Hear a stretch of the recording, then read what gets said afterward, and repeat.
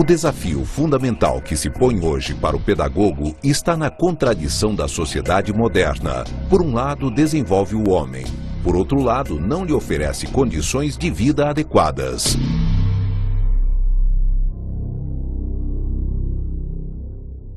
Bem, meus alunos, o nosso tema de hoje é a ação supervisora e as tendências pedagógicas pelas quais o Brasil já passou. Vocês já devem ter percebido que a educação e o mundo em geral coloca para o pedagogo um desafio muito sério. Prestem atenção. Ao mesmo tempo que o progresso aumenta, a ciência evolui, não é o mesmo ritmo que é impresso à melhoria das condições de vida do homem. Todo o processo pedagógico ele tem três vertentes: a vertente humana, uma vertente técnica e uma vertente político-social. É a interlocução dessas três que dá origem àquilo que a gente chama tendência pedagógica. Nós vamos definir as tendências pedagógicas usando como um exemplo as tendências da moda. Vocês já perceberam como numa temporada a moda aponta para um tipo de saia, um tipo de cabelo, um tipo de sapato. Numa outra temporada a tendência é diferente. A mesma coisa aconteceu no correr da história com as tendências pedagógicas no Brasil. Então, primeiro vamos começar definindo o que é tendência. Entende-se por tendência toda e qualquer orientação de cunho filosófico e pedagógico que determina padrões e ações educativas, ainda que esteja desprovida de uma reflexão e de uma intencionalidade mais concreta. Uma tendência pedagógica é, na verdade, uma inclinação por pensamentos e comportamentos pedagógicos lidos na história da educação ou mesmo em outras práticas pedagógicas odiernas.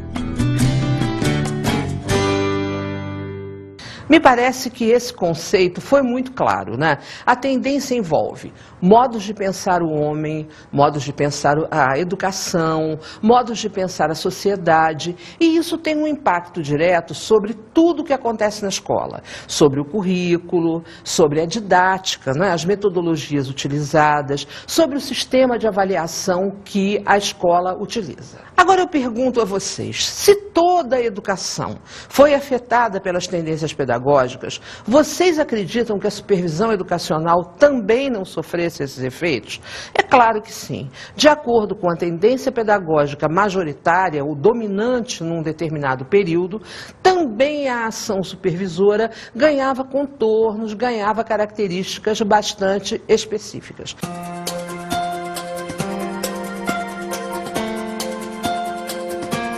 Vamos então agora descrever um pouco as tendências pedagógicas na educação brasileira e, num segundo momento, caracterizar o supervisor educacional em cada momento, em cada tendência. Para essa descrição das tendências pedagógicas, eu escolhi dois autores que são muito conhecidos. O primeiro é Dermeval Saviani, que tem uma obra conhecidíssima chamada Escola de Democracia, e o outro é o José Carlos Libânio, que tem uma outra obra que faz uma descrição muito clara. Aliás, ele é conhecidíssimo por essa classificação ou por essa apresentação das tendências pedagógicas na educação brasileira. Eu vou convidar vocês para conhecer um pouquinho de cada um, começando pelo Libânio e passando depois pelo Saviani. Vamos lá, então. Nós vamos começar pela chamada tendência liberal tradicional que foi colocada pelo Libânio. Mas antes eu quero lembrar a vocês que ele falou em duas tendências, a tendência liberal e a tendência progressista. A diferença entre as duas é tão clara e tão nítida que não é necessário que eu explique agora. Eu prefiro ir correndo cada uma dessas subtendências, vamos chamar assim, e eu acho que vai ficar muito claro para vocês nesse mosaico que a gente vai construindo aos pouquinhos. Vamos lá, então. A tendência liberal tradicional corresponde ao modelo clássico da escola tradicional, a mais radical que eu conheço é a situação descrita pelo Raul Pompeia no Ateneu. Se alguém já teve a oportunidade de ler, o Ateneu é o nome de uma escola que é nitidamente tradicional no seu currículo, nas suas práticas disciplinares, na sua estrutura de poder. Tem um diretor rígido, professores muito conservadores. Esse é o viés da tendência liberal tradicional que o Libânio descreve. Alunos obrigatoriamente disciplinados, muitas aulas calcadas em mera exposição de conteúdo, a avaliação muito factual, né, aquela decoreba, né, como se chama popularmente. Então, esse é o modelo da escola liberal tradicional que o José Carlos Libânio nos apresenta. Eu espero que vocês tenham entendido. O segundo braço da tendência liberal que o José Carlos Libânio nos apresenta é a chamada tendência liberal renovada. E aí ele bifurca essa tendência. Fala de uma tendência liberal progressista que corresponde à nossa escola nova, né? Aí apontam nomes como Anísio Teixeira, por exemplo, aquele pendor da escola pelos métodos ativos, aquilo que a gente chama a escola risonha franca, né? Ainda uma escola muito fixada em modelos que não são modelos genuinamente brasileiros, mas uma escola já muito mais preocupada com o aluno, já muito mais voltada para, por exemplo, métodos de projetos, unidades de experiência, metodologias que suscitem a motivação e o interesse dos alunos. Já o segundo braço dessa subtendência é a chamada tendência não diretiva. E aí quem aparece é Carl Roger, né? Uma filosofia educativa extremamente bonita, né? Liberdade para aprender, tira-se qualquer tipo de pressão dos alunos, ninguém avalia ninguém, ninguém cobra de ninguém, relações muito simétricas, professor e aluno colocados no mesmo plano, mas na realidade essa tendência é profundamente criticada pela ocultação do conflito, por um mascaramento de diferenças, mas de uma forma ou de outra foi uma tendência importante, foi uma tendência que influenciou bastante a educação no Brasil. Nós temos agora a última parte ou a última forma de expressão da tendência liberal segundo José Carlos Libânio. Essa já está muito próxima de nós historicamente. Eu estou falando da tendência liberal tecnicista. Ela está assentada na década de 70, politicamente está muito ligada ao chamado milagre brasileiro da época da Revolução. Então, o que aconteceu nesse período? A tecnologia invadiu a escola, mas invadiu de uma maneira extremamente autoritária, de uma maneira extremamente fechada. O que se acreditava na época da tendência tecnicista é que bastava ter algumas mídias na escola para que assim a escola fizesse uma educação de excelência, assim fizesse um bom trabalho pedagógico. E essa tendência acabou se perdendo, gente. Acabou se perdendo em planilhas, categorizações de objetivos. O tecnicismo enveredou por uma sofisticação e por uma rigidez que acabou, de certa maneira, dando fim a esse momento. Da mesma maneira que teve fim o período revolucionário ligado à Revolução de 64.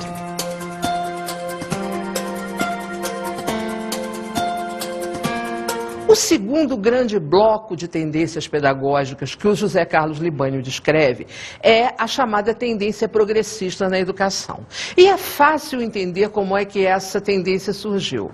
Concluído o período ditatorial, o período do chamado regime político de exceção no Brasil, a luz começou a voltar, né? Começaram a aparecer movimentos de redemocratização, o movimento das diretas já, e o Brasil voltou a respirar. Junto com isso, houve um resgate de movimentos verdadeiramente brasileiros em educação. E eu estou falando exatamente de Paulo Freire, né? Paulo Freire tinha tido tido uma experiência, um trabalho muito bonito em educação e em alfabetização no Nordeste.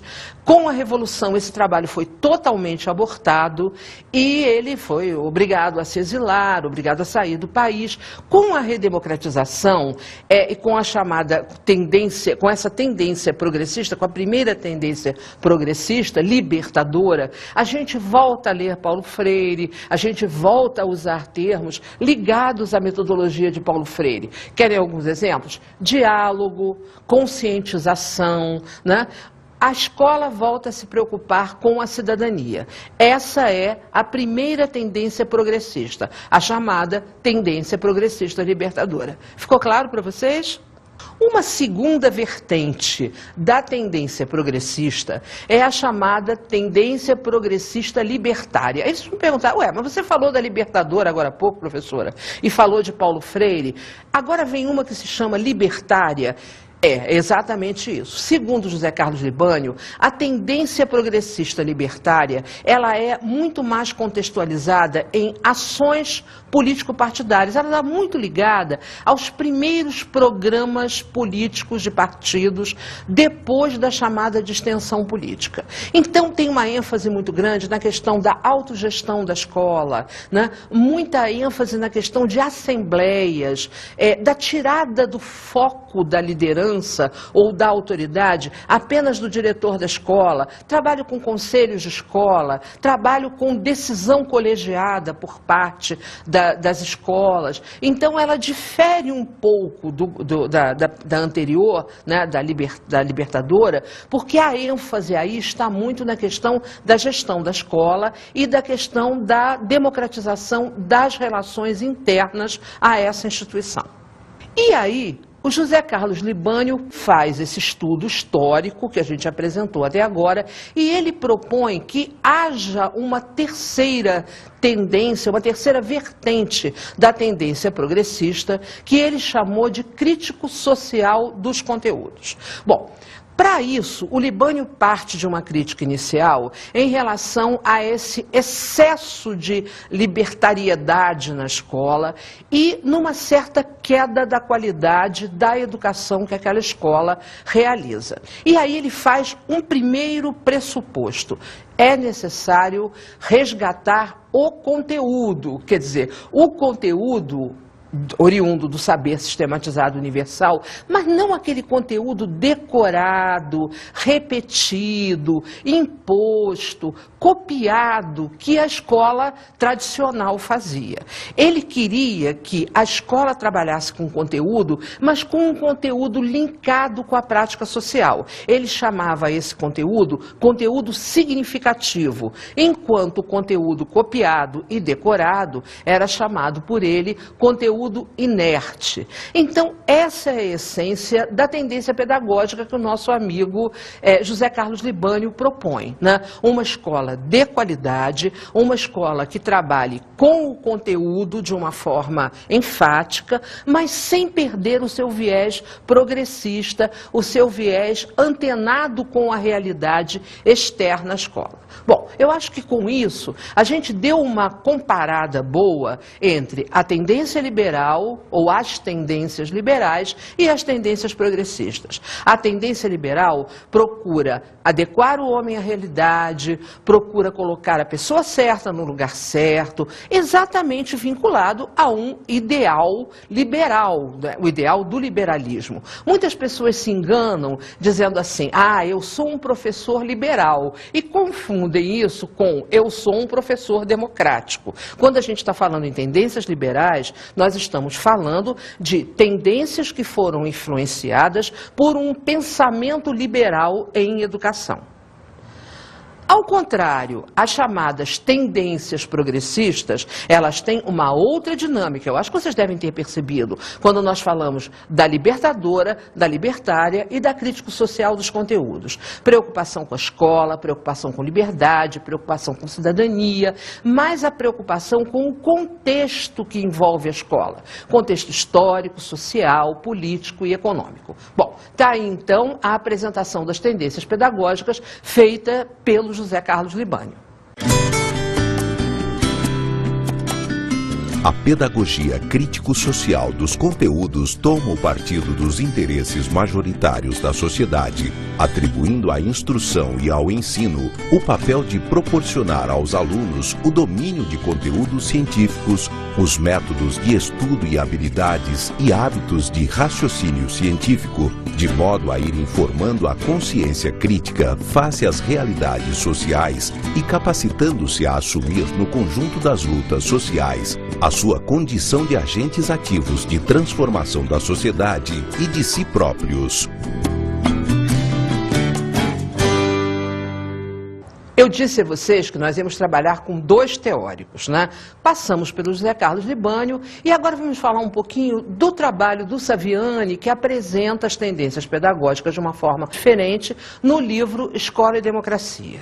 Bem, o Saviani, ele trabalha com 3 grandes blocos de teorias, tá? Ele chama o primeiro bloco de teorias não críticas, o segundo de teorias crítico-reprodutivistas e é o terceiro bloco, que na realidade não é um bloco, que é uma proposta que ele faz, ele chama de teoria crítica. Em alguns textos ele chama também de teoria revolucionária, de tão diferente que ela é. Nós vamos começar, então, dando uma olhada rápida nas chamadas teorias não críticas que o Saviani descreve. Ele fala de um bloco de teorias não críticas, que, quer dizer, para explicar para vocês o que são teorias não críticas. Elas são teorias que não contemplam a realidade, que não se debruçam sobre a realidade, procurando desvelar contradições, fazer indagações, colocar críticas que levem à transformação, e a palavra transformação tem para o Saviani uma importância muito grande, porque ele trabalha com algumas categorias marxistas, e a partir daí ele coloca nesse bloco das chamadas teorias não críticas várias tendências que o Libânio descreveu. A escola nova, a escola tradicional, o modelo rogeriano, né, da chamada pedagogia não diretiva, o modelo tecnicista, e ele bate uma crítica muito pesada em relação a esse primeiro bloco das chamadas teorias não críticas. A grande questão, e que levou o Saviani a se envolver em polêmicas, mas assim, eu cheguei a assistir a participação do Saviani em polêmicas muito acaloradas, em que as pessoas se exaltaram muito. Aquele bloco de teorias que o Libânio chamava de progressistas, ele chamava de teorias crítico-reprodutivistas. E essa crítica do Saviani é muito forte. Ele dizia assim, são teorias que criticam a realidade, que mexem com o modelo pedagógico, mas não promovem transformação nenhuma. E ele achava, ou ele afirmava, que apenas denunciar sem transformar não adiantava nada. E aí ele criticava modelos teóricos que eram valorizadíssimos na época. Querem ver, por exemplo? O trabalho do Bourdieu e do Passeron, quando escreveram A Reprodução, fizeram uma abordagem bastante profunda do sistema escolar na França, mostrando o quanto ele era tradicional e repetitivo e reprodutivo na sua essência. O Saviani pegava o Bourdieu e o Passeron e colocava nas chamadas teorias crítico-reprodutivistas. Pegou o trabalho do Baudelot e do Stablet, também realizado na França, também uma abordagem crítica do sistema escolar francês, e dizia, não, esse é um trabalho interessante, mas ele denuncia, mas não propõe mudança, ou não provoca mudança.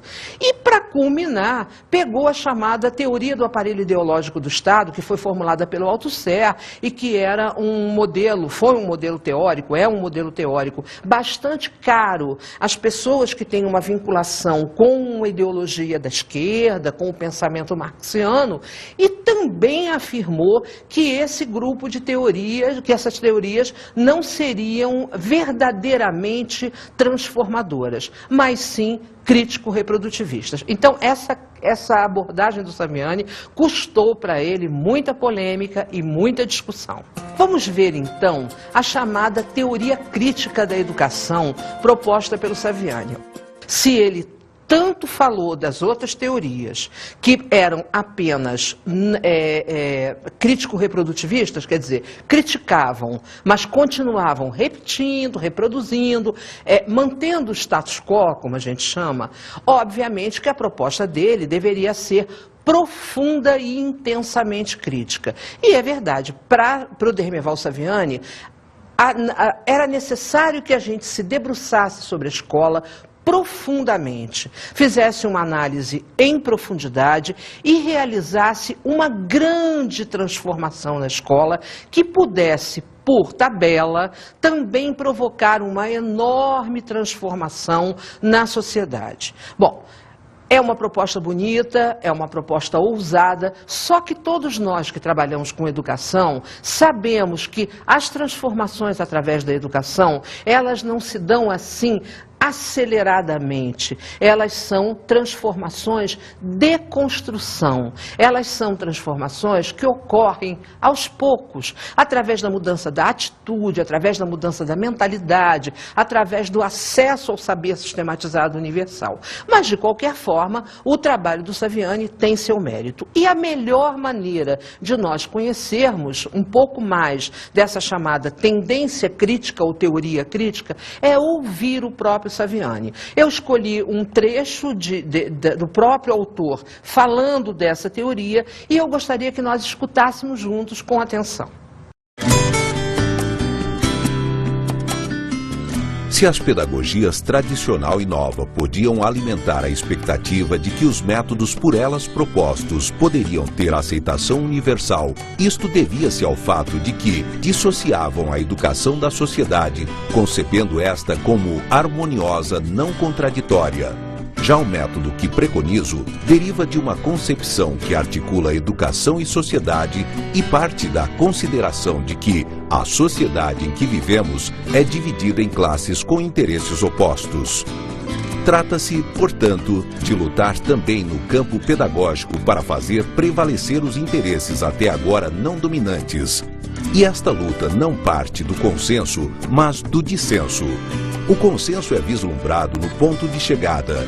Para se chegar lá, porém, é necessário, pela prática social, transformar as relações de produção que impedem a construção de uma sociedade igualitária.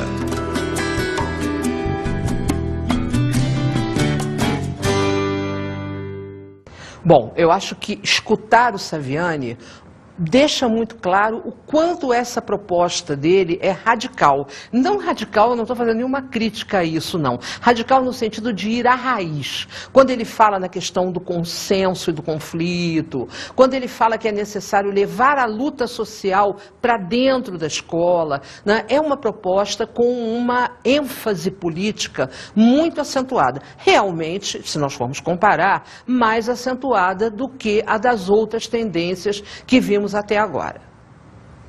Bem, agora chegou o momento de voltar àquela pergunta lá do começo. Como é que fica a supervisão educacional em relação às tendências pedagógicas? Se a escola foi afetada pelas tendências pedagógicas, o currículo, a didática, a avaliação, não é possível que a supervisão educacional não tivesse sido também afetada. Bom, eu criei um pequeno quadro comparativo que eu acho que vai ajudar a compreender melhor como é que o supervisor estava posicionado em cada uma dessas muitas e tantas e várias tendências pedagógicas que nós vimos até agora. Então, eu vou convidar vocês, nessa última parte da aula, a olhar essas várias personas, essas várias facetas do supervisor de acordo com a tendência pedagógica da escola. E aí, eu quero fazer um comentário que eu considero bastante importante. É significativo que cada um de nós conheça, quando trabalha numa escola, qual é a tendência pedagógica que predomina ali. Né? Isso significa que você vai fazer como o Saviani estava propondo, fazer uma revolução dentro da escola? Não, significa que Isto é a base do projeto político-pedagógico da escola. Se ela é uma escola mais tradicional, se ela é uma escola mais voltada para as metodologias ainda da escola nova, metodologias ativas do aprendizado, se ela é mais construtivista, se ela tem um viés político mais acentuado, né, um trabalho mais profundo com a comunidade. Conhecer isso, gente, é essencial para você definir o seu trabalho como educador, seja você professor de sala de aula, seja o gestor da escola, seja o supervisor. Mas vamos então olhar a supervisão educacional colocando o supervisor em cada uma dessas tendências pedagógicas. Vamos lá então? Na pedagogia liberal tradicional, eu acho que vocês têm muita clareza do modelo de escola que a gente tem, né? Uma escola mais fechada, uma escola muito preocupada em preparar o homem para assumir o seu lugar na sociedade. Como é que fica o supervisor aí? Né? O supervisor tem aquela feição bem clara do controle do trabalho do professor. Ele é um supervisor muito presente, normalmente distante do professor, né? Que tem a sua prática muito preservada, mas que, na realidade, fiscaliza o professor. Assiste a aula dele, verifica o plano de aula, cobra do professor uma série de procedimentos pedagógicos. Então, é bem o professor fiscalizador ou inspetor escolar. Essa é a feição em relação à chamada escola liberal tradicional. Nós chegamos agora à escola nova, né? A escola nova tem um viés muito mais aberto do que a escola tradicional, preocupa-se com o educando, preocupa-se com a alegria e a motivação dos alunos.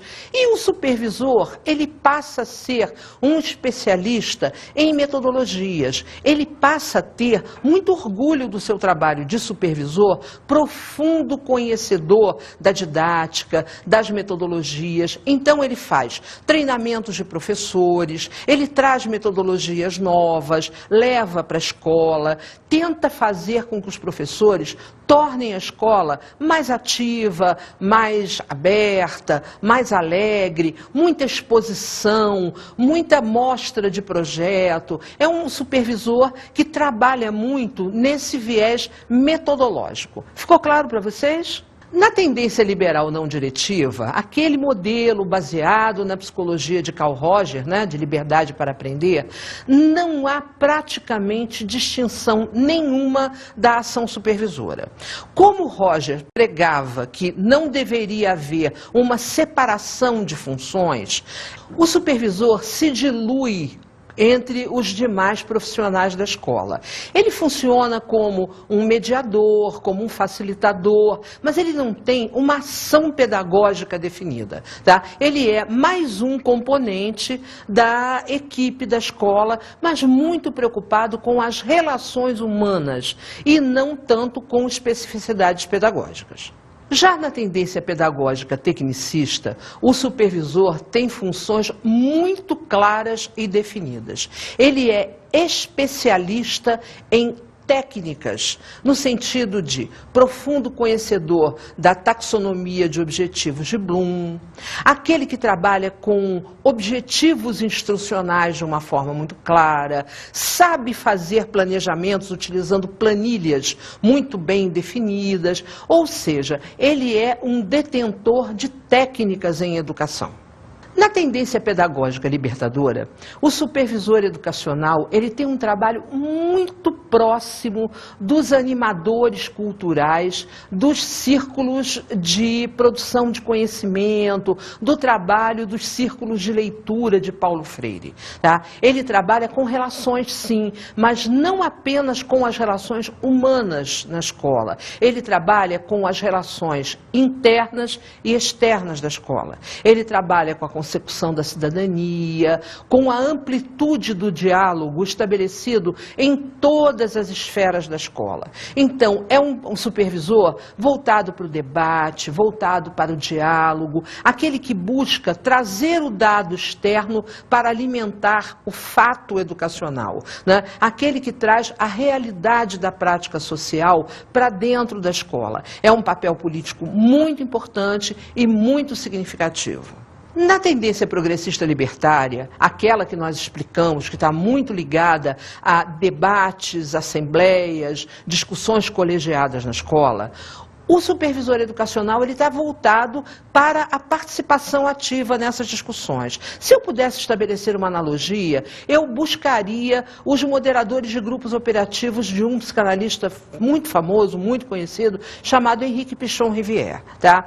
Esse trabalho é um trabalho voltado para o grupo, voltado para a articulação, para melhorar o poder de decisão coletiva do grupo. É um trabalho de articulação das relações políticas na escola. Na tendência pedagógica crítico-social dos conteúdos, que já foi bastante comentada por nós, o supervisor educacional, ele é voltado para uma palavrinha nova que vai aparecer aqui. Ele é preocupado com a interdisciplinaridade na escola. Ele é preocupado com o conteúdo significativo, com um trabalho pedagógico de boa qualidade, com a articulação dos saberes na escola, né? Entre os vários professores, entre os vários especialistas que trabalham na escola. Então, é um trabalho muito assentado na questão curricular. Tá? Eu acho que, nesse momento, o supervisor educacional, ele trabalhando com o conteúdo, ele passa a trabalhar também com o currículo de uma forma mais flexível. Não que o supervisor da escola tradicional não trabalhasse com o currículo, ele trabalhava, mas eram aqueles currículos prontos, fechados, impostos aos professores. Agora não. Nessa modalidade, nessa tendência pedagógica, o supervisor, ele é o articulador do processo da construção coletiva, do projeto político-pedagógico e da proposta curricular da escola.